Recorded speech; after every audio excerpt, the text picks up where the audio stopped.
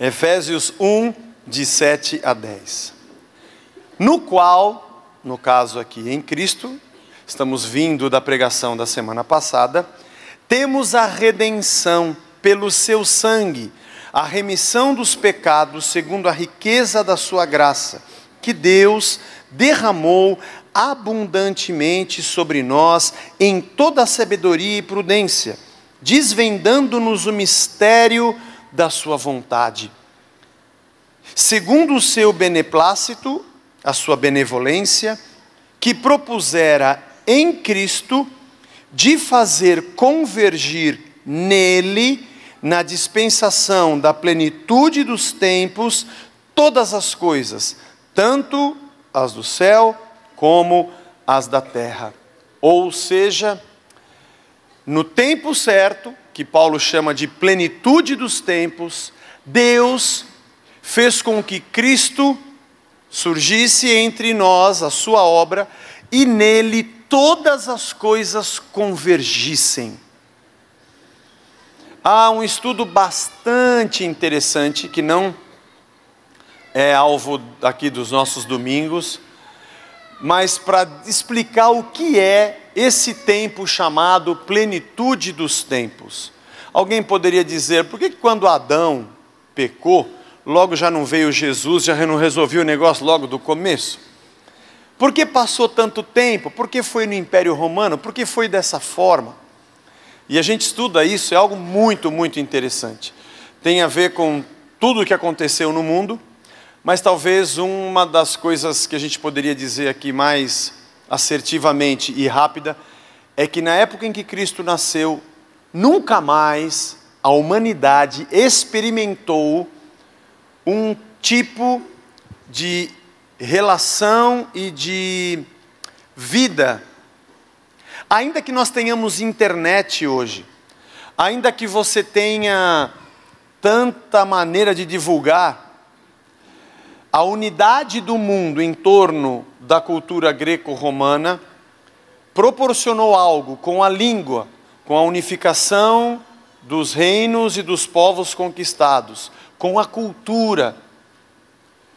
E até por que não dizer da maneira filosófica como tudo foi concebido e apresentado ao mundo, nunca a humanidade, de novo, experimentou esse tipo de unidade. Aliás, tudo que você vê no mundo hoje, tirando a tecnologia, já havia naquela época. Aliás, em matéria de democracia e respeito, acho que bem mais avançado. Mas vale a pena um dia nós termos aí, uma das nossas quartas-feiras, um estudo, só para a gente ler um pouco e mostrar um pouco do que acontecia naquela época, em que Paulo chama de plenitude dos tempos. Naquele momento, Cristo surge, Cristo aparece, e vem marcando as nossas vidas e a humanidade até hoje. Mas, o que estamos falando no livro de Efésios? Quem somos nós? Há uma coisa muito interessante que as pessoas dizem nos dias de hoje, assim: eu sei o que eu quero ser, e eu sei o que eu sou, e eu vou ser o que eu quiser ser. Outros dizem, outros mais relativistas, eu determino o que eu serei, eu digo o que eu vou ser. Aquelas frases, eu vou para onde eu quero, eu fico com a pessoa que eu quiser ficar, e vou usar o que eu quiser usar, para satisfazer a mim e ser o que eu quero ser. Eu faço o que quiser da minha vida.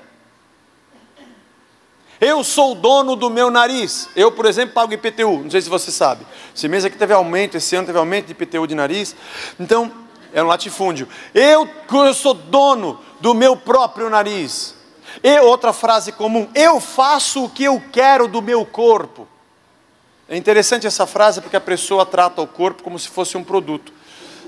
O corpo não é uma coisa que eu faço o que eu quero, eu sou ele, né? É interessante essa concepção. Eu vou ser o que eu quiser ser. Essa loucura da identidade nossa, o que somos, por que somos, como seremos e o que eu faço para ser, é uma angústia que nos acompanha. Se você pensa dessa forma, que você pode, integralmente como o ser que você é, ser o que você quiser ser, isso significa que você tem dentro de você, ou no seu coração, na sua alma, na sua mente, um certo ponto de descanso. Isso parece que empodera a pessoa que declara. Quando alguém diz, eu vou ser o que eu quiser ser, parece que ela se tornou dona do seu pequeno mundo, ou de si própria, e que de verdade ela pode mesmo ser o que quiser. E atrás dessa porta aberta filosófica, tem uma multidão de gente entrando dizendo, eu também acredito nisso, o homem pode ser o que ele quiser ser. E assim, nós acabamos com a nossa crise de identidade, dizendo, eu vou ser feliz sendo o que eu quero ser, e já que eu posso ser o que eu quiser ser, está aí o segredo da minha felicidade. E você me pergunta, você não acha que qualquer um de nós podemos ser o que quisermos ser? A minha resposta seria, não. Por mais poderoso que eu possa me achar, esse ínfimo ser humano não pode, por exemplo, ter asas. Eu não posso ser um pássaro. Não, eu não posso. Eu não posso ser o que eu quiser. Tinha um amigo meu, quando era garoto, adolescente, menor do que a galerinha que se converteu aqui, coisa de 10 anos de idade. A gente fala assim, fulano, o que você quer ser quando crescer? Ele fala assim, eu quero ser um cavalo. Acompanhou por toda a vida ele, o cavalo. Você não consegue ser um cavalo. Não, você não consegue. Você não consegue criar guelras. Você não pode ser um peixe. Me dera ser um peixe. Como é que é? Para no rio das andanhas mergulhar. Raimundo Fagner. O aço dos meus olhos e o fel das minhas palavras. Raimundo Fagner. Não, não dá para ser um peixe. Você pode falar assim, mas eu posso ter um avião e voar. Eu posso pôr um escafandro e mergulhar. É verdade. Você consegue fazer coisas iguais, mas ser você não consegue ser. É que o homem acha que quando ele faz, ele é. Esse é o problema do homem. Ele acha que a roupa que ele usa e o trabalho que ele faz o torna algo. Nós não somos o que fazemos. Por isso que a gente vive essa loucura de sempre querer fazer alguma coisa para tentar colocar a goela dentro alguma coisa para ser. Mas nós não somos o que fazemos, nós somos o que somos. Para mergulhar com escafandro ou para voar de avião, tem custos, penas e prejuízos. Para com a camada de ozônio, para com o seu bolso. Não, você não consegue ser o que você quiser ser. Desculpe ter que te anunciar que você se ilude quando você acha que vai poder ser o que você quiser ser. É uma grande ilusão. Mas então o que nós somos? Nós somos prisioneiros do mundo decaído. Nós somos prisioneiros em nós mesmos, sendo o que somos, de um mundo decaído. De um mundo que não é o mundo de Deus. Sim. Mas Deus não existe? Ele não é o Senhor que criou o mundo? Por que o mundo é assim? Porque esse não é o mundo de Deus. Apesar de ter sido o mundo criado por Deus. Mas esse é o mundo dos homens, que negaram a Deus. E eles fazem do mundo o que eles querem fazer com o mundo. Quando dá algum pepino, aí eles perguntam onde é que está Deus. Tem que voltar lá atrás, onde eles o deixaram, para tentar encontrá-lo. Porque esse não é o mundo de Deus. Essa não é a humanidade de Deus. Esses não são os homens idealizados por Deus. Olhando para Cristo e olhando para os homens, não, esses não são os homens de Deus. São criaturas, mas não se comportam à imagem e semelhança do Criador. Em amor, em caráter, em justiça, não. Esse é um mundo decaído, de gente que rompeu com Deus, que vive a sua própria vida, que causa os seus próprios prejuízos, e não consegue encarar a sua debilidade na distância de Deus, e quando alguma coisa errada acontece, acham que a culpa é de Deus. Buscam desenfreadamente ser ou se encontrar em alguma coisa, e acham que a felicidade mora na sua autotransformação, sendo que jamais podem ser o que não podem ser. Eu fiquei pensando, já que é um dia de batismo, eu fiquei pensando numa ilustração que eu pudesse inventar para você, uma historinha, para tentar melhorar um pouco as coisas, né? Então, pensando na piscina, era uma vez a água, pensa, Era uma vez a água. Vamos fazer aqui uma historinha de criança. E a água decidiu criar a vida. Imagina que a água fosse um ser. E ela cria um aquário. E ela cria os peixes e os peixes estão lá dentro. Mas a água é a própria vida. E os peixes vivem nela. Ela é a razão da existência deles e a razão do porquê existiu o aquário. Num determinado momento, um dos peixes pensa que não precisa da água para viver. E que ele quer ser o que ele quiser ser. Aí ele pega e abre a válvula do fundo da piscina e do aquário para mandar a água embora. Engraçado é que ele manda a água embora e se separa dela. Mas ele continua vivendo. É que ele não sabia que a água que criou o aquário botou uma torneira em cima. E enquanto ele manda a água embora por baixo, uma outra entra por cima.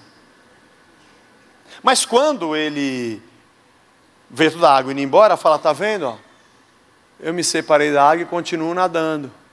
E ele se sente dono do aquário. Faz o que quiser. Mas ele maltrata tanto o aquário que esse aquário vai ficando cada vez mais esburacado e rachado e trincado. É água vazando para tudo quanto é lado. Lá num dado momento, aparece um peixe diferente no meio do aquário. Ele nasce normalmente como se fosse um peixe comum, mas ele tem uma cabeça diferente dos outros peixes. Enquanto os peixes fazem up, up, up, ele faz ba, ba, ba. Parece que é igual, mas é diferente. É bem contrário. Um é up, o outro é ba. Mas ele é diferente de todos os outros peixes. E ele faz uns negócios para cuidar do aquário e dos outros peixes que... Por que você está fazendo isso? Não dá para entender por que você é diferente. Você faz uns negócios legais aqui. Você cuida do aquário, cuida dos outros, você é que eu sou a água. Não, você é o peixe, pô. Não. Eu sou a água. Eu sou a água que criou tudo e todo mundo aqui vive nela. É que para vocês entenderem que vocês estão errados, eu me transformei num peixe, estou aqui junto com vocês, para dizer que eu sou a água. Esses buracos, tudo que está aqui, ó, vai secar. Vocês só estão vivos, porque quando vocês abriram a válvula de baixo, eu coloquei mais por cima, viu? Mas vocês não estão vivos por vocês. Eu continuo sustentando vocês. Mas uma hora isso aqui vai acabar. Vocês estão na água, mas estão secos. Porque vocês estão secos por dentro. Por isso vocês vão morrer. Mas se vocês entenderem qual é o caminho e quem eu sou, vocês vão viver nessa água e vão ter água dentro de vocês também. E aí eternamente vocês nunca mais vão morrer. Bom, jogaram esse peixe para fora do aquário e ele morreu. Mas como ninguém esperava, ele apareceu de novo lá dentro. Como é que você apareceu de novo? Eu falei que eu sou a água. Ninguém mata a própria vida. Mas ele saiu, mas eu vou sair do aquário por conta própria. Mas um dia eu volto. Deu para entender? É assim que nós somos. Quando o homem tomou do fruto e passou a ser o Senhor da sua própria vida, Cristo já tinha uma torneira lá em cima. Ele já tinha sido crucificado desde a fundação do mundo. Ele é a vida doada. E nós vivemos nesse grande aquário, porque Ele é a vida. É nele que vivemos, é nele que existimos, é nele que nos movemos. Apesar de termos vida ao nosso redor, que nos mantém vivos, por dentro estamos mortos, porque somos secos. Essa é a história da vida humana. Tem um livro interessante, eu não li, mas o título já me deixou bastante interessado. Foi um livro ou foi uma frase que me disseram? Bom, pouco importa agora. Não tenho fé suficiente para ser ateu. É verdade. Eu não consigo ser ateu. Quando eu olho para toda a humanidade, para tudo que existe, para todos os planetas, para o universo infinito, tanta massa, tanta energia, imaginar que tudo isso veio... Pega um pacote de vácuo, uma caixa com vácuo, com nada. Nada dentro, nada, não tem nada. E de repente, apareceu. Eu não tenho fé suficiente para ser ateu. Eu preciso acreditar que tudo veio a partir de um Deus. Quem é muito fervoroso na fé, consegue crer que tudo veio do nada. Mas eu não consigo. Eu não tenho fé para ser ateu. Eu sou um cristão. Creio no Criador. Eu creio naquele de quem partiu todas as coisas. E nele nós vivemos. Ou seja, quando eu e você nascemos, nós já nascemos debaixo dos efeitos desta queda. Nós já nascemos num mundo rachado, trincado, de gente longe de Deus. Aliás, já nascemos longe de Deus. Quando houve o pecado, alguns movimentos importantíssimos, negativos, aconteceram. O primeiro é que o homem rompeu com Deus. E quando o homem rompe com Deus, ele rompe com a sua geração, ele rompe com a sua referência maior, ele rompe com a vida, ele rompe com a sua essência. Mas por ser egoísta e desejar viver longe de Deus, a segunda coisa que ele rompeu foi consigo mesmo, porque ele já não se encontra mais. Porque a partir do momento em que ele rompe com a sua origem, ele já não é mais. Ele já não é mais descendência, ele já não é mais alguém ligado a Deus. Ele já não sabe mais o que é. Lá começou o problema. Esse negócio de querer ser o que não sabe o que vai ser quando crescer, e nem agora, já vem desde Adão. E aí, o homem rompe com Deus e se torna um ser angustiado por não saber o que ser sem a sua origem, que é Deus. Bom, o cara que rompeu a relação com Deus e consigo mesmo já é um problema. A terceira coisa que vai acontecer é que ele vai romper a relação com os outros. A relação com o próximo se tornou doentia. Porque antes eu era ligado a Deus e as coisas de Deus governavam a mim. E o meu caráter e o meu ser estava ligado à minha origem, que é Ele como a sua imagem, a imagem de Deus. E o que eu reproduzo ao próximo é exatamente aquilo que eu recebo. Quando eu rompo com Deus e me torno alguém angustiado, a minha relação com o próximo também já é doentia. Relação de domínio, relação de perdas, ganhos, rejeições, traumas. O homem na relação com o próximo se tornou um caos, porque a escravidão, a usurpação, o poder, a ganância, a autossatisfação, é só isso que a gente vê no mundo. Assim é o homem que rompeu com Deus, consigo mesmo e com os outros, e por consequência, com todo o cosmos, com toda a criação. O homem que está perdido em si, e que não consegue se relacionar, e desesperadamente quer ajuntar e tirar dos outros, na injustiça do sistema criado nesse mundo, para tentar ter o que não sabe o que, e para tentar ser o que não sabe o que, também destrói a natureza, e acaba com ela, e acaba com esse aquário, e destrói tudo que tem.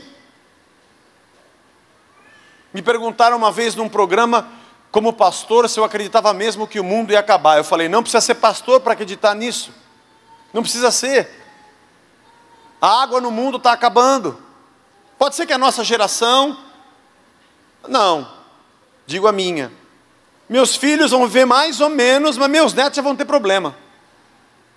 Se chegar aos bisnetos, aos tataranetos, a coisa vai ser ruim, vai beber sempre água salgada. Os rins no futuro vão ser muito piores do que os nossos. Tudo que a gente come faz mal. Tudo que a gente come dá câncer. Por isso que eu não como nada, só respiro. A poluição também dá, viu? Não vai escapar.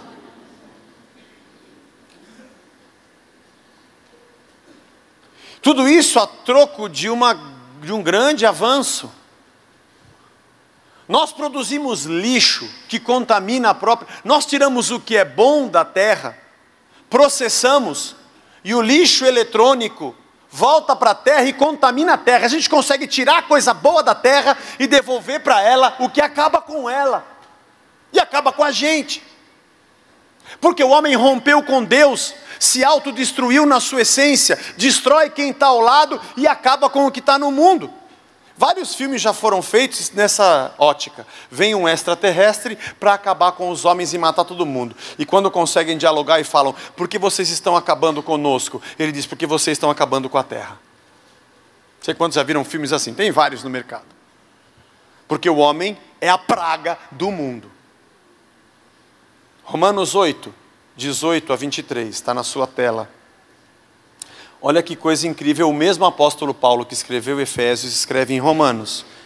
Porque para mim, tenho por certo que os sofrimentos do tempo presente, esse que a gente vive aqui, não dá para comparar com a glória a ser revelada em nós, com aquilo que a gente vai viver na eternidade. A ardente expectativa, há uma expectativa ardente da criação, aguarda a revelação dos filhos de Deus. A criação está gemendo, o aquário está sendo quebrado e todo o cosmos criado está dizendo: socorro! Será que tem algum filho de Deus nessa terra? Presta atenção no que Paulo escreveu. A ardente expectativa da criação aguarda a revelação dos filhos de Deus. A criação está gemendo e aguardando, dizendo: cadê os filhos de Deus? Aqueles que romperam com Deus, consigo, com as pessoas, com a criação. Tudo está sendo destruído num grande caos. Existem filhos de Deus. Pois a criação está sujeita à vaidade, ao pecado, não voluntariamente, ela não quis, mas por causa daquele que a sujeitou, o homem no pecado, Satanás, na esperança de que a própria criação será redimida do cativeiro. Ela é escrava, toda a criação e todos nós somos escravos da nossa escolha, do afastamento de Deus. Será redimida do cativeiro, da corrupção. O homem é um ser profundamente corrupto, para a liberdade da glória dos filhos de Deus. Porque sabemos que toda a criação, a um só tempo, geme e suporta angústias até agora. E não somente ela, mas também nós também estamos gemendo. Que temos as primícias do Espírito, igualmente gememos em nosso íntimo, aguardando a adoção de filhos, a redenção do nosso corpo. Há uma doença que pega todo mundo. Pega em homem, pega em bicho, pega em árvore, pega em terra, pega em pedra, pega em água, pega em ar. É uma doença que afeta tudo que é existente. Pecado. Desde que o homem rompeu com Deus, toda a criação vive debaixo do domínio dos efeitos da queda. A queda do homem. O grande pecado, o afastamento de Deus, a tentativa de ser o Deus de si próprio, o Deus desse mundo, o Deus desse aquário. Achando que pode fazer de si, ou pode ser o que quiser, quando quiser, isso é uma loucura. Estamos presos aos efeitos da queda em nós mesmos. Essa é a nossa realidade. Aqui você pode imaginar o tamanho da insensatez de quem prega que você vai ser plenamente feliz nesse mundo. Que você vai ter prosperidade e honra, e que é isso que você precisa. Só um alienado não consegue ler essas palavras e perceber que o mundo está num colapso desde que caiu. E que todos nós somos passageiros, a criação, como diz Paulo, involuntariamente, sujeitados a tudo isso. E que não vai ser um carro ou um dinheiro que vai me fazer feliz depois que eu conheço essa realidade. É mais ou menos assim, estamos todos num avião, o motorista desmaiou, mas quando ele acordou ele viu que os motores pararam e está em queda livre, vai todo mundo se esborrachar, e alguém lá dentro está pregando: atenção, eu profetizo que você vai para a primeira classe, e alguém lá dentro consegue ficar feliz, dizendo: aleluia, eu vou. Está todo mundo caindo, irmão. Essa é a pregação mais imbecil que pode se ouvir. Alguém que consegue se sentir dentro de um avião em queda, feliz, mais satisfeito do que os outros, porque está na primeira classe. Todos estamos sob o efeito da queda, não do avião, do pecado original. Todos nós fazemos parte como prisioneiros dessa realidade. A criação toda geme angustiosamente ou angustiadamente. E todos nós temos uma angústia e a gente não sabe por quê. É isso. Sabe o que está batendo dentro da gente? Assim, da onde eu sou? De quem eu sou? Sabe quando você sai para ir para a cidade, fazer alguma coisa? Sempre quando eu vou para o centro da cidade, eu procuro ir de metrô. Mais fácil, mais rápido.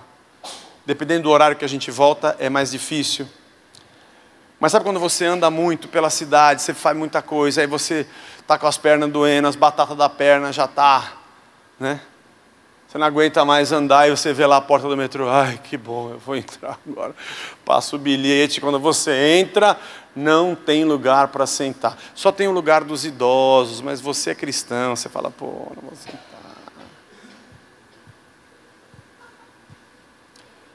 Você conseguiu sentar, mas apareceu uma velhinha, uma senhorinha. Você é um cristão. Você tem Cristo dentro de você. Não, por favor, sente a senhora. Aí você vê com o seu pé. Aí você não vê a hora, eu não vejo a hora de chegar em casa. E aí você chega no ponto de ônibus, demora a passar o seu ônibus. O metrô da minha casa dá 10 minutinhos de ônibus. É bem pertinho, 2 ou 3 pontos. Mas mesmo assim, aí demora para você chegar. Não tem lugar para você sentar. Bom, esse negócio de não ter lugar para sentar, de ser ruim o metrô, o ônibus estão acostumados. Somos brasileiros, né, irmão? Coisa boa, quem te encontra no caixão. Esse é bom, acolchoado, tudo.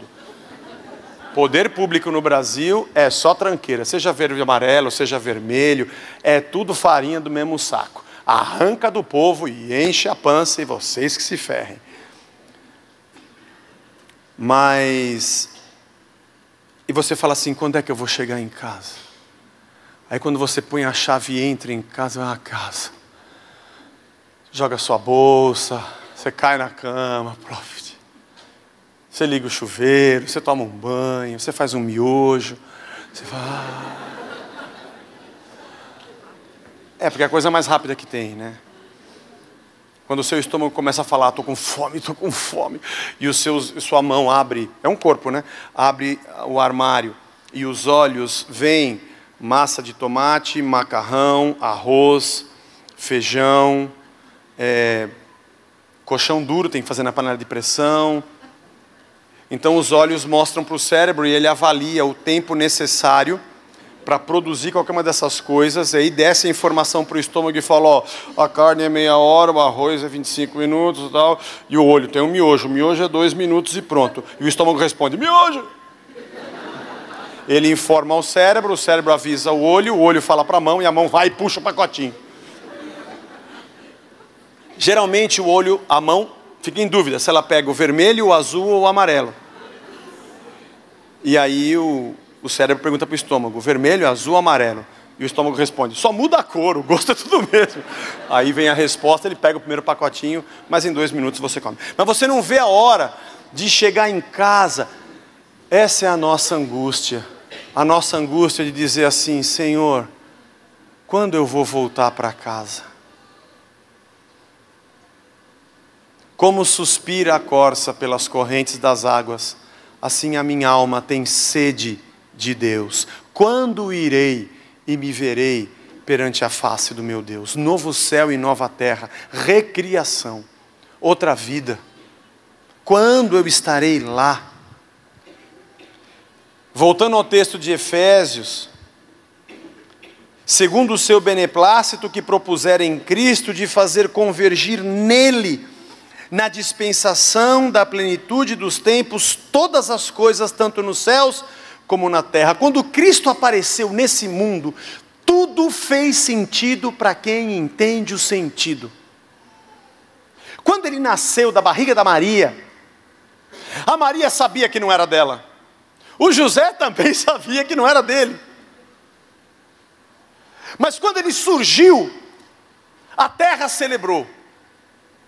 A estrela no céu acompanhava. Anjos apareceram cantando e os pastores do campo viram. Magos viram a estrela lá do Oriente, demoraram 2 anos, mas chegaram para trazer presentes. Herodes soube, ficou morrendo de medo. Diante de uma criança de 2 anos, Ele que era um homem formado, mandou matar todo mundo, porque o mundo entrou em colapso e estremeceu quando Cristo surgiu, porque nele convergem todas as coisas. E quando ele surgiu, céus e terra, árvores, pedras, homens, animais, o ar e tudo que existe vivo e existente voltou os olhos para ele para dizer: é ele, é isso. É daqui que a gente vem e é para lá que a gente vai, e é isso que a gente tem que ser. Porque nele, diz Paulo, Deus fez convergir tudo nos céus e na terra. E quando ele estava na cruz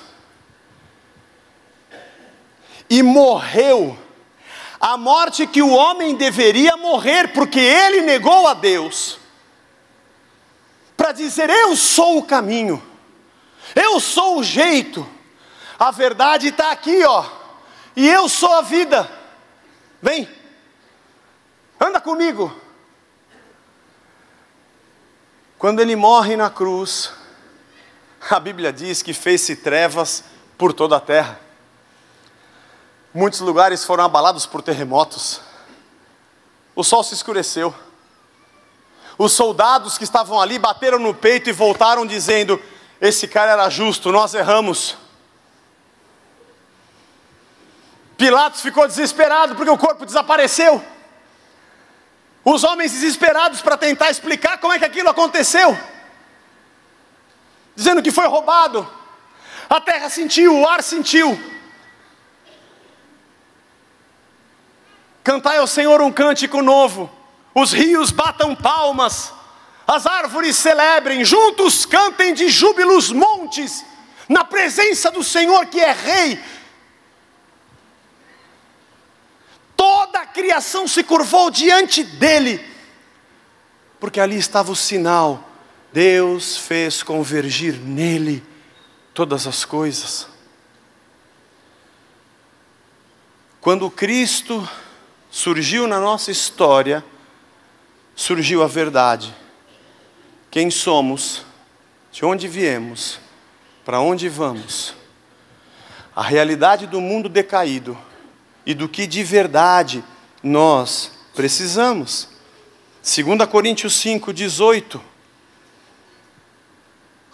Ora, mesmo Paulo escrevendo aos Coríntios, tudo provém de Deus, que nos reconciliou consigo mesmo por meio de Cristo e nos deu o ministério da reconciliação, a saber, que Deus estava em Cristo reconciliando consigo o mundo, não imputando aos homens as suas transgressões, e nos confiou a palavra da reconciliação.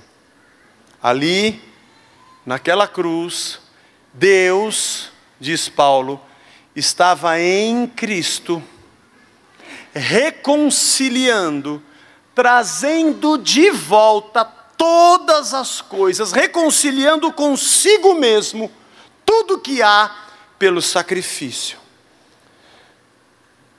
Não levando em consideração a queda, o pecado, o afastamento, a autodestruição do homem, a negação de Deus. Ele estava dizendo: este é o meu perdão, este é o meu sacrifício. Aqui converge tudo o que existe. Tudo que existe partiu daqui e volta para mim por esse caminho. Na plenitude dos tempos, ali na cruz, estava Deus em Cristo, reconciliando consigo mesmo toda a criação. Tudo converge para Ele, tudo tem sentido nele. Para encerrar, meus irmãos, seu casamento, sua profissão, família, igreja, ministério, tudo o que você possa imaginar, seus dons, seus talentos, tudo. Tudo converge para Ele. Jesus não vai nos dar coisas que façam sentido para nós. Ele é o que faz sentido para nós. Ele não vai me dar coisas que me definem. Ele é a minha definição. Ele não vai me cercar de coisas que construam a minha identidade. Ele é a minha identidade, porque eu sou o que sou nele. Ele é Senhor, e o que somos, somos nele. Sem Ele, a gente não vive. É uma loucura o homem romper com Deus e com a criação, virar as costas, e enquanto se autodestrói, destrói os outros e destrói o cosmos, nesse avião que está caindo desligado de Deus, ele tenta achar sentido em alguma coisa. Por que não volta e se reconecta com a origem e o Criador de todas as coisas? É como se o nosso filho negasse a nós mesmos, os seus pais, se trancasse no quarto com uma caixa cheia de Doritos e uma grade de Coca-Cola em lata e dissesse: isso aqui é meu, aqui eu sou o que eu quiser, eu faço o que eu quiser e é aqui que eu vou viver. Daqui a pouco ele está comendo teia de aranha, couro de chinelo. Se tiver alguém morando com ele, vai se matar. Porque longe da sua origem e de quem supre todas as coisas, é a infantilidade de querer ser e criar o próprio cosmos. Essa tentativa louca do homem ser o seu próprio Deus o está matando. Deus, na plenitude dos tempos, fez surgir o seu Filho Cristo. E todo homem deve perceber que nele todas as coisas convergem, nele tudo faz sentido. Nele vemos o Criador, a nossa origem. Nele vemos o sustentador, o nosso Senhor. Nele vemos a nossa eternidade, para onde vamos. E nele vemos o que somos, porque somos a sua imagem e semelhança. E não há vida fora dele. Acreditar em Jesus não é um papo de religião, de ir para a igreja. Não é saber qual o catecismo, qual as regrinhas que eu tenho que fazer. Aqui eu posso, aqui eu não posso pisar. Não, aqui eu posso, por aqui eu vou. Esse aqui é estreito. Será que ele está gostando de mim? Será que eu estou fazendo certinho para ele me amar? Não. Ele disse: eu já te amo. E eu já morri por você. E agora eu habito em você. Você não está fazendo alguma coisa para eu te aceitar. Eu já te aceitei. Agora eu vou morar dentro de você. E o que você vai fazer não é cumprimento de uma obrigação. Vai fazer porque eu vou te transformar naquilo que você deveria sempre ter sido. E aí o nosso coração passa a desejar a retidão. Nosso coração passa a desejar a justiça. Fora dele, não nos encontraremos, nem a nós mesmos, nem nossas relações, e nem essa terra, porque somos prisioneiros num mundo decaído, prisioneiros em nós mesmos, e sem Cristo nada somos. Ou entendemos que tudo converge para Ele e tem sentido nele, ou nunca nos encontraremos em nós mesmos e não saberemos o que somos e nunca seremos. Uma vez, encerrando, uma vez não, várias pessoas me perguntam se no nosso culto a gente não profetiza coisa boa e a gente não tem revelações, se o nosso culto não é quente no poder e na unção. Acho que agora eu tenho uma resposta melhor para dizer: o que eu posso fazer nesse avião que está caindo para você se iludir infantilmente? Podemos fazer. O avião está caindo e o mundo vai acabar. E desse mundo, disse o pastor Silvio Santos, do mundo não se leva nada. Nós somos prisioneiros nesse mundo decaído. Você quer que eu profetizo que você vai conquistar as nações? Mas elas vão acabar tudo, viu? Que você vai ter honra, que teu chefe vai se curvar diante de você, e que você vai ganhar dinheiro. Tá, vamos profetizar. Você fica mais feliz com isso? Só põe o cinto de segurança e coloca o negócio para você não morrer antes, tá? O negócio caiu, isso. Eu ajudo, porque a aeromoça bateu a cabeça e já foi. Tem gente que gosta de sempre ter injeção de ânimo,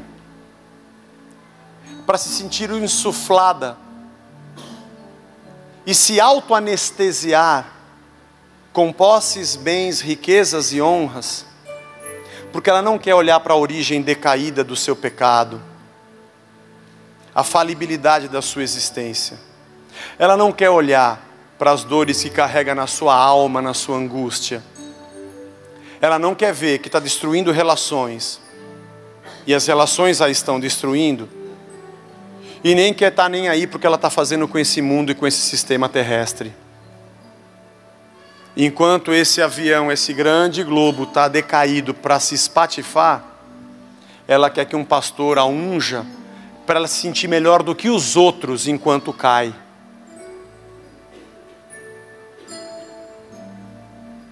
Na polis grega, quando começou, primeiros sinais de democracia, o politikos era aquele que pensava na polis, pensava no todo, por isso o nome políticos. Ele pensa no todo, nos outros. E o idios significa a si próprio no grego. O idiotes era aquele que ao invés de pensar no todo, pensava só em si. Hoje nossos políticos são idiotes, porque eles pensam só em si. Sim. E nós somos tão idiotas quanto os idiotes, quando nós achamos que nesse sistema corrompido, decaído e fadado ao fim, alguém vai profetizar para mim, para eu ter alguma coisa para mim, porque eu estou pensando em mim e eu quero ser o que eu quero ser.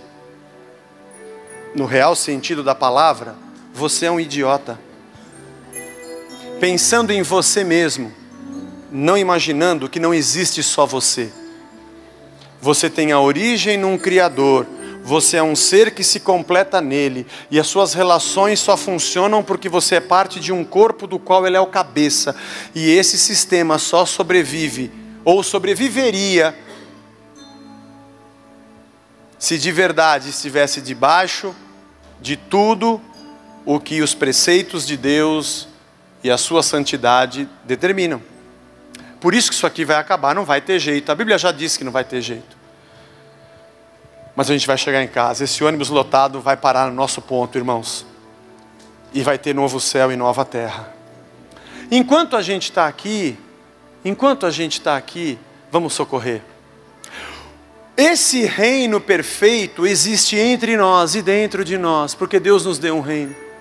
E onde a gente chega, esse reino pode chegar, porque nós estamos ligados a Deus, na sua imagem temos formado a nossa identidade. E a justiça do reino vive aqui entre nós. E alguém que passa perto da gente, seja alguém lá de fora, um dos refugiados, seja como for, na Cracolândia, onde for, a gente tem um reino para anunciar. Uma vida, um Deus que habita dentro, relações transformadas, um outro cabeça e um ambiente no qual a justiça do reino pode reinar.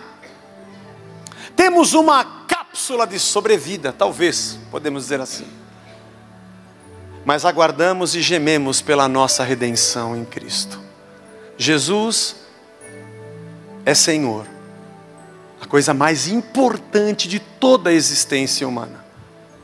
Jesus tem que ser o centro da sua vida, porque tudo converge para Ele.